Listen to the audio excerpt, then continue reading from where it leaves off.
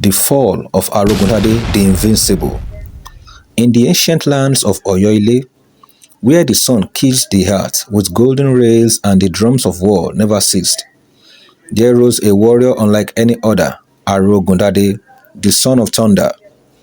He was born in the heat of battle, his first cry drowning in the war cries of his people. Legends whispered that Shango, the god of thunder himself, had blessed him with strength beyond men.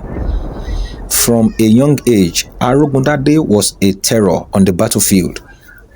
His double-edged sword, Okanlawon, cut through men as though they were mere stalks of yam. His war chants sent shivers down the spines of his enemies, and his eyes burned with the fury of 1,000 storms. No army could stand against him, and no warrior could match his might.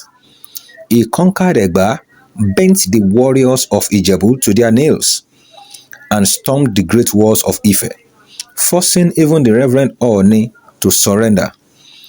Kingdom after kingdom fell, and soon Arogundade ruled over lands stretching beyond the horizon.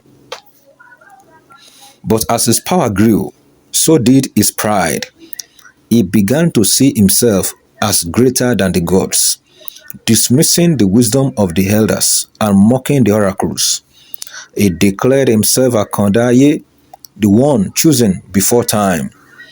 One fateful night, the aged priest of Oyo came to him and warned, Arogundade, he who defies the gods will fall like the Iroko tree in the storm. Beware the warrior with nothing to lose. Arogundade laughed, his deep voice echoing through the halls of his palace. There is no warrior in all the lands who can stand before me. Not man, not beast, not spirit. But fate had already set its downfall in motion. The rise of Aremo Agumola.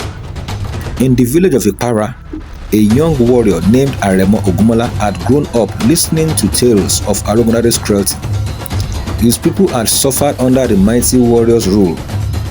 Their lands taken, their warriors slaughtered. Unlike Arogundade, Ogumola was not born with great strength. He was lean, swift, and wise. He did not wield a massive sword, but instead relied on strategy, patience, and the will of his ancestors. When the time came, Ogumola challenged Arogundade to a duel to death. The people of Oyo laughed. How could a young warrior, barely of age, defeat the great Arogundade? But the gods had spoken, and the challenge could not be ignored. The Battle of Owu Plains. On the dawn of the battle, Arogundade stood like a mountain, his sword glistening in the morning sun. Ogumola, on the other hand, carried a simple spear and a small shield. Arogundade lunged forward, his blade a blow, seeking to end the fight in one stroke. But Ogumola was swift. He dodged, weaved, and danced around the mighty warrior, frustrating him. Arogundade roared in anger, his pride refusing to let him believe he was being outmaneuvered. Then Ogumola struck, not with brute force, but with strategy. He led Arogundade towards the swampy marshlands, where the great warriors' heavy armor became a burden. Arogundade, blinded by rage, swung wildly, sinking deeply into the mud with every step. Realizing his mistake too late, he tried to free himself, but Ogumola was already upon him. With one swift strike of his spear, Ogumola pierced Arogundade's chest, sending the mighty warrior crashing into the heart. Arogundade, the once invisible conqueror, lay dying. His pride had been his undoing. As his breath faded, he looked at Ogumola and muttered, "You were never stronger, just wiser." The great warrior fell not by brute strength, but by the cunning of a young warrior who fought for his people, not for his pride. The legacy of humility.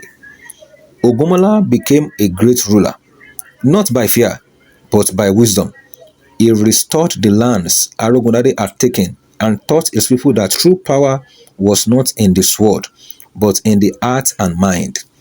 And so, the tale of Arogundade the Invincible and its downfall was told for generations, a warning to all warriors.